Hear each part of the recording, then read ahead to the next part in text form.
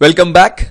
I hope you enjoyed the previous 2-3 charts where you put in a horizontal bar chart. Let's now talk about a very special chart which I use very regularly, that is called Thermometer Chart. Now what is this chart? Now I have a data which is exactly same to the one given in sheet 1, and in sheet 1 we prepared a chart like this talking about actual sales and target sales. So let me copy that and put them side by side so that I can compare. Now both of these charts are based on the same data, but when you present this data to someone, especially a large audience, putting these values side by side requires a bit of calculation internally in your mind, that is how much is the gap. Let's say for HFD the target sales is 240 and actual sales is somewhat lower. Now if you compare it this way, it looks like a thermometer. So the red one talks about the target sales and the actual sales is somewhat less. It is easier to compare whether you have exceeded the target sales or have you met exactly or have you fallen short of it. So we will prepare a thermometer chart where you are comparing two things of the same scale. So it could be actual versus target sales. It could be last year's sales versus this year's sales. Or it could be my sale versus my competitor's sales. So where you are comparing two things of the same value, of the same scale rather, then you would be better off using this thermometer chart. And we will see how to make that. So let me just delete this particular chart. And let's see how based on the same data you can prepare the thermometer chart. So if I choose the data, I go to insert. There is no inbuilt thermometer chart. You'll have to use some settings to modify the basic column chart to make a thermometer chart. So let me start with a basic 2D column chart. Yes, you would be surprised. Why did I choose the same basic chart? Agreed. Because from here I will wish to this particular one. So let me do one thing. Let me first make some cosmetic changes. Let me go to layout and make sure the legends are shown on top so that I have more space. Let me delete these lines. You can also use the down arrow key to toggle between the different chart elements and delete the lines. Alright. Now comparing both, I notice that somehow these two building blocks are on top of one another. So how do I make that? And if I put the red block on top of blue block, I would not be able to see what's behind the red block. So how do I make it transparent so that I can see through? Let's see.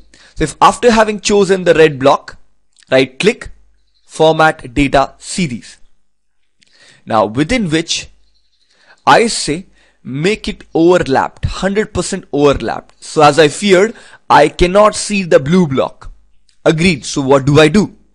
I go to fill option and I say please make the option no fill such that I can see what's behind the red block, since the red is now invisible. But hey, I want to show that red block somehow. So why not make it a prominent border color with a solid line, let's say red in color, contrasting one, quite thin rather right now. So let me go to border styles and increase the border width. Perfect. So you can increase the border width to the level that you would want.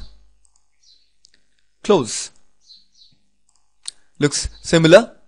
Precisely so. If you want to change the color, you can click on the blue bar, go to format, on the shape fill, click on the desired color.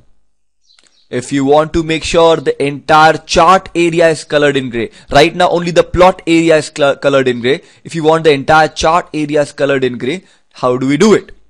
If I choose the chart area, right click, yes, correct, format chart area.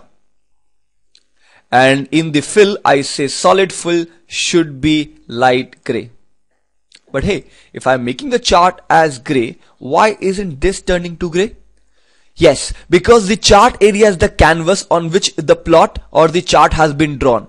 Now this has a separate entity, separate individuality, that's the plot area. So I can do two things.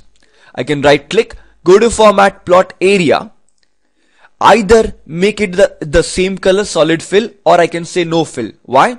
Because now it is transparent, it can look what is behind this, that is the canvas color. Close. So even better.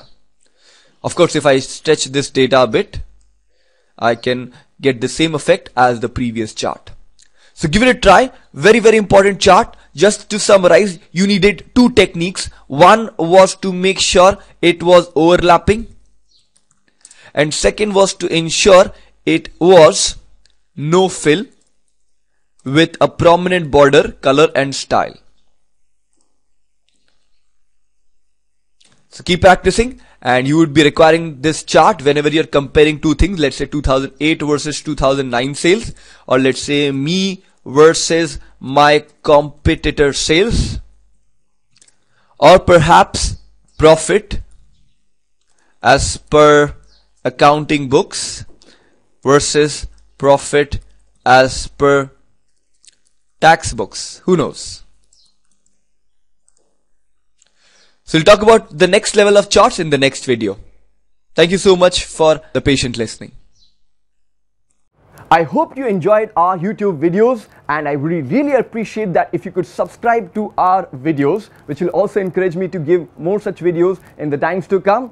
And you can also watch some of our popular programs which have been liked by a lot of viewers. See you soon.